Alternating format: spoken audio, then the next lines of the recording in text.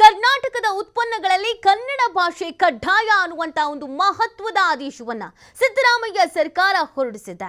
ಇನ್ನು ಮೇಲೆ ಕರ್ನಾಟಕದಲ್ಲಿ ಏನೇನು ಉತ್ಪನ್ನಗಳಿದೆಯೋ ಅದೆಲ್ಲವೂ ಕೂಡ ಕನ್ನಡ ಭಾಷೆಯಲ್ಲಿಯೇ ಇರಬೇಕು ಅನ್ನುವಂತ ಒಂದು ಮಹತ್ವವಾದಂತ ಆದೇಶ. ಈ ಹಿಂದೆ 60% ಕನ್ನಡ ನಾಮಫಲಕಗಳು ಕಡ್ಡಾಯ ಅನ್ನುವಂತ ಆದೇಶವನ್ನ ಹೊರಡಿಸಲಾಗಿತ್ತು. ಇದೀಗ ಇನ್ನೊಂದು ಮಹತ್ವದ ಸಂದೇಶವನ್ನ ನೀಡ್ತಾ ಇದ್ದಾರೆ. ಕರ್ನಾಟಕದ ಉತ್ಪನ್ನಗಳಲ್ಲಿ ಕನ್ನಡ ಭಾಷೆ ಕಡ್ಡಾಯ ಅನ್ನೋದು ಭಾಷಾ ವಿವಾದಗಳ ಬೆನ್ನಲ್ಲೇ ಸರ್ಕಾರದಿಂದ ಈ ಒಂದು ಹೊಸ ಕ್ರಮವನ್ನ ಕೈಗೊಳ್ಳಲಾಗ್ತಾ ಇದೆ. ಕನ್ನಡ ಭಾಷೆ ಬಳಕೆ ಸಂಬಂಧಿಸಿ ಸರ್ಕಾರ ಹಲವು ರೀತಿಯಾದಂತ ಕ್ರಮಗಳನ್ನ ಕೈಗೊಳ್ತಾ ಇದೆ. ಕನ್ನಡ ಭಾಷೆಯ ಮೇಲೆ ಇದೀಗ ಸರ್ಕಾರ ಮತ್ತಷ್ಟು ಅಭಿಮಾನವನ್ನ ತೋರಿಸ್ತಾ ಇದೆ, ಅಭಿಯಾನವನ್ನ ಕೂಡ ಮಾಡ್ತಾ ಇದೆ. ಉತ್ಪಾದನೆ ಆಗುವ ಉತ್ಪನ್ನಗಳಲ್ಲೇ ಕನ್ನಡ ಹೆಸರನ್ನ ಮುದ್ರಿಸಬೇಕು ಅನ್ನುವಂತ ವಿಚಾರ ವಾಣಿಜ್ಯ ಮತ್ತು ಕೈಗಾರಿಕಾ ಇಲಾಖೆ ಸುತ್ತೋಲೆಯೊಂದನ್ನ ಹೊರಡಿಸಿದೆ. ಕರ್ನಾಟಕದ ಉತ್ಪನ್ನಗಳಲ್ಲಿ ಕನ್ನಡ ಭಾಷೆ ಕಡ್ಡಾಯ ಅನ್ನುವಂತ ಆದೇಶವನ್ನ ಹೊರಡಿಸಲಾಗಿದೆ. ನೋಡಿ, ಇದೊಂದು ಮಹತ್ವವಾದಂತಹ ಒಂದು ಘೋಷಣೆ ಆಗಿರುವಂತದ್ದು. ಯಾಕಂದ್ರೆ ಈಗ ನಾವು ಗಮನಿಸ್ತಾ ಇದ್ದೀವಿ, ಕರ್ನಾಟಕದಲ್ಲಿ ಇರುವಂತ ಕನ್ನಡಿಗರು ಕೂಡ ಕೆಲವೊಂದು ಪ್ಲೇಸ್ಗಳಿಗೆ ಹೋದ್ರೆ ಅಥವಾ ಕೆಲವೊಂದಷ್ಟು ಉತ್ಪನ್ನಗಳನ್ನ ಅದು ನಮ್ಮಲ್ಲೇ ತಯಾರಾದ್ರೂ ಕೆಲವೊಂದಷ್ಟು ಉತ್ಪನ್ನಗಳನ್ನ ಖರೀದಿ ಮಾಡಬೇಕಾದ್ರೆ ಅದರ ಹೆಸರು ಗೊತ್ತಾಗಲ್ಲ, ಗಾಳಿ ಗಂಧನೂ ಗೊತ್ತಾಗಲ್ಲ. ಯಾಕಂದ್ರೆ ಕನ್ನಡ ಅದರಲ್ಲಿ ಇರಲ್ಲ. ಒಂದು ಇಂಗ್ಲಿಷ್ ವ್ಯಾಮೋಹ, ಇಲ್ಲ ಹಿಂದಿ ವ್ಯಾಮೋಹ, ಇಲ್ಲ ಅಲ್ಲಿ ಪ್ರಾಂತ್ಯವಾರು ನೋಡ್ಕೊಳ್ಳೋ ಹಕ್ಕು ಹೋದ್ರೆ ನಾವು ಮರಾಠಿ ಅಥವಾ ಸಂಬಂಧಪಟ್ಟಂತ ಲ್ಯಾಂಗ್ವೇಜಸ್ಗಳು ಇರುತ್ತೆ. ಯಾಕೆ ಕರ್ನಾಟಕದಲ್ಲಿ ಕನ್ನಡನೇ ಸಾರ್ವಭೌಮ ಅಂತ ಹೇಳಿದ್ಮೇಲೆ ಭಾಷೆಗೆ ಯಾಕೆ ನಾವು ಒತ್ತು ಕೊಡಬಾರ್ದು? ಸೊ ಆ ಹಿನ್ನೆಲೆಯಲ್ಲಿ ಇದೀಗ ಮಹತ್ವದ ಆದೇಶವನ್ನ ಹೊರಡಿಸಿರುವಂಥದ್ದು. ಉತ್ಪಾದನೆ ಆಗುವಂಥ ಎಲ್ಲ ವಸ್ತುಗಳಲ್ಲೂ ಕೂಡ ಕನ್ನಡವನ್ನ ಕಡ್ಡಾಯವಾಗಿ ಬಳಕೆ ಮಾಡಬೇಕು ಅನ್ನುವಂಥ ಒಂದು ಮಹತ್ವದ ಆದೇಶ ಇದು. ನಿಜವಾಗ್ಲೂ ಇದು ಖುಷಿಯಾಗುವಂಥ ವಿಚಾರ. ಕರ್ನಾಟಕ ಸರ್ಕಾರ ಈ ಕೆಲಸವನ್ನ ಮಾಡಿರೋದು ಬಹಳ ಹೆಮ್ಮೆ ಅನಿಸ್ತಾ ಇದೆ ಮತ್ತು ಇದು ಇನ್ನೂ ಬೇಗ ಬರಬೇಕಿತ್ತು ಅಂತ ಕೂಡ ಅನಿಸ್ತಾ ಇದೆ. ಈಗಾಗಲೇ 60% ಕನ್ನಡ ಕಡ್ಡಾಯ ನಾಮಫಲಕಗಳಲ್ಲಿ ಅಂತ ಹೇಳಿದ್ದಕ್ಕೇನೆ ಎಲ್ಲ ಕಡೆ ಚೇಂಜಸ್ ಆಯಿತು. ಮೆಟ್ರೋ ಆಗಿರ್ಬೋದು, ಬೇರೆ ಬೇರೆ ಕಡೆಯಲ್ಲಿ ಮೊದಲೆಲ್ಲ ಹಿಂದಿಮಯ ಇಂಗ್ಲೀಷ್ಮಯ ಇತ್ತು. ಇದು ಕರ್ನಾಟಕ, ಇಲ್ಲಿರೋದು ಕನ್ನಡಿಗರು. ನಮ್ಮ ಮಾತೃಭಾಷೆ ಕನ್ನಡ ಅಂದಮೇಲೆ ಕನ್ನಡಕ್ಕೆ ಒತ್ತು ಕೊಡಬೇಕು. ತಾಯಿನ ಬಿಟ್ಟು ಇನ್ಯಾವುದೋ ಪಕ್ಕದ ಚಿಕ್ಕಮ್ಮನೋ ದೊಡ್ಡಮ್ಮನೋ ಕರ್ಕೊಂಡು ಬರೋದ ಅಲ್ಲ. ಸೊ ಇದೇ ವಿಚಾರಕ್ಕೆ ಸಂಬಂಧಪಟ್ಟಂತೆ ಕನ್ನಡ ಪರ ಹೋರಾಟಗಾರರು ಹೋರಾಟವನ್ನ ಮಾಡ್ತಾ ಇದ್ದಿದ್ದು. ಯಾವಾಗ ಭಾಷಾ ವಿವಾದ ಅನ್ನೋದು ಹೆಚ್ಚಾಯ್ತೋ ಸರ್ಕಾರ ಈ ಒಂದು ಮಹತ್ವದ ಆದೇಶವನ್ನ ಹೊರಡಿಸಿದೆ. ಸಿದ್ದರಾಮಯ್ಯನವರ ಸರ್ಕಾರ ಈ ಮಹತ್ವದ ಆದೇಶವನ್ನ ಹೊರಡಿಸಿರುವಂಥದ್ದು ನಿಜವಾಗ್ಲೂ ಕನ್ನಡಿಗರಿಗೆ ಖುಷಿ ತರಿಸುವಂತ ವಿಚಾರ ಆಗಿದೆ.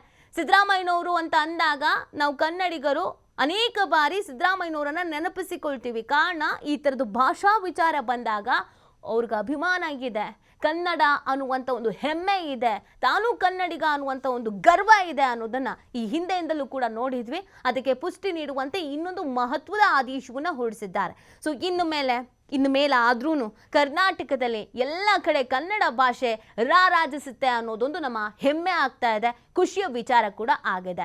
ನಿಜವಾಗ್ಲೂ ಇದೊಂದು ಅವಶ್ಯಕತೆ ಇತ್ತು. ವಾಣಿಜ್ಯ ಮತ್ತು ಕೈಗಾರಿಕಾ ಇಲಾಖೆಗೂ ಕೂಡ ಈ ಸುತ್ತೋಲೆಯನ್ನು ಹೊರಡಿಸಲಾಗಿದೆ. ನಾವಿಲ್ಲಿ ಏನೇನು ಉತ್ಪಾದನೆಯನ್ನು ಮಾಡಲಾಗ್ತಾ ಇದೆಯೋ ಅದೆಲ್ಲದ್ರ ಮೇಲೂ ಕನ್ನಡ ಕಡ್ಡಾಯವಾಗಿ ಇರಲೇಬೇಕು. ಯಾರು ಬಳಕೆ ಮಾಡ್ತಾರೆ? ಕರ್ನಾಟಕದಲ್ಲಿ ಇರೋರು ಬಳಕೆ ಮಾಡ್ಕೊಳ್ತಾರೆ. ಸೊ ಹೀಗಿರ್ಬೇಕಾದ್ರೆ ಕನ್ನಡನೇ ಎಲ್ಲೋ ಒಂದು ಚಿಕ್ಕ ಲೈನಲ್ಲಿ ಯಾವುದೋ ಒಂದು ಮೂಲೆಯಲ್ಲಿ ನಾವು ಹುಡುಕ್ಬೇಕಿತ್ತು ಕನ್ನಡ ಎಲ್ಲಿದೆ ಅಂತ ಅಂದ್ಬಿಟ್ಟು. ಸೊ ಅದು ತಪ್ಪು. ನಾವೇ ನಮ್ಮ ಭಾಷೆಗೆ ಗೌರವ ಕೊಡದೇ ಇದ್ರೆ ಇನ್ಯಾರು ಕೊಡ್ತಾರೆ? ನಾವೇ ನಮ್ಮ ಭಾಷೆಗೆ ಉನ್ನತ ಸ್ಥಾನಮಾನ ಅನ್ನೋದು ಕೊಡದೇ ಇದ್ರೆ ಇನ್ಯಾರು ಕೊಡ್ತಾರೆ? ನಮ್ಮಲ್ಲಿ ಹೋರಾಟಗಾರರಿದ್ದಾರೆ, ನಮ್ಮಲ್ಲಿ ಅನೇಕ ಪ್ರತಿಭೆಗಳಿದ್ದಾರೆ, ನಮ್ಮಲ್ಲಿ ಹೊಸ ಹೊಸ ವಿಚಾರವನ್ನು ತಿಳ್ಕೊಳ್ಳುವಂಥ ವಿಚಾರವಂತರು ಇದ್ದಾರೆ. ಆದರೂ ಕೂಡ ಭಾಷಾ ವಿಚಾರ ಬಂದಾಗ ಎಲ್ಲೋ ಒಂದು ಕಡೆಯಲ್ಲಿ ಒಂದು ಗಿಲ್ಟ್ ಅನ್ನೋದು ನಮಗೂ ಕಾಡ್ತಾ ಇತ್ತು. ಸೊ ಎಲ್ಲರೂ ಹೇಗೆ ಅವ್ರವ್ರ ಭಾಷೆ ಮೇಲೆ ಪ್ರೀತಿಯನ್ನು ಇಟ್ಕೊಂಡಿದ್ದಾರೆ. ನಾವು ಯಾಕೆ ಹಿಂಗಾಗ್ಬಿಟ್ಟಿದ್ದೀವಿ?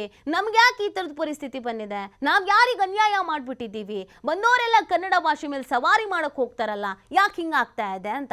ಯಾಕೆ ಅಂತ ಅಂದರೆ ನಾವು ಮೈ ಮರ್ತಿದ್ವಿ, ನಾವು ಚಳಿ ಜ್ವರದಲ್ಲಿ ಬಳಲ್ತಾ ಇದ್ವಿ. ಯಾಕಂದರೆ ಕೆಲವು ಭಾಷೆಗಳು ಅಂತ ಬಂದಾಗ ನೀವು ಪ್ರಾಂತ್ಯವಾರ ನೋಡಿ, ನೀವು ತಮಿಳ್ನಾಡು ಹೋಗಿ ಅಥವಾ ನೀವು ಆಂಧ್ರಕ್ಕೆ ಹೋಗಿ ಅಥವಾ ನೀವು ಕೇರಳಕ್ಕೆ ಹೋಗಿ, ಎಲ್ಲ ಕಡೆಯಲ್ಲೂ ಕೂಡ ಅವ್ರ ಭಾಷೆ ಮೇಲೆ ಒಂದು ವ್ಯಾಮೋಹ ಇರುತ್ತೆ, ಪ್ರೀತಿ ಇರುತ್ತೆ. ಅದನ್ನು ಹೊರತುಪಡಿಸಿ ಎಲ್ಲೂ ಕೂಡ ಬೇರೆ ಭಾಷೆನವ್ರು ಬಳಕೆ ಮಾಡ್ಕೊಳ್ಳಲ್ಲ. ಆದರೆ ನಮ್ದು ಹೆಂಗೆ ಹೇಳಿ, ವಿಶಾಲ ಹೃದಯ ಅಂತ ನಾವು ಕರೆಸ್ಕೊಳ್ಳೋದಕ್ಕೆ ಕರೆಕ್ಟಾಗಿ ಇಂಗ್ಲೀಷು, ಹಿಂದಿ, ಕನ್ನಡ, ಬೇಕಿದ್ರೆ ಮಧ್ಯದಲ್ಲಿ ತಮಿಳು, ತೆಲುಗು ಎಲ್ಲ ಸೇರಿಸ್ಬಿಟ್ಟಿರ್ತೀವಿ. ಯಾಕಂದರೆ ನಾವು ಬೇರೆಯವ್ರನ್ನ ಅಟ್ರಾಕ್ಷನ್ ಮಾಡಬೇಕು, ಬೇರೆಯವ್ರ ಗಮನ ಸೆಳಿಬೇಕು.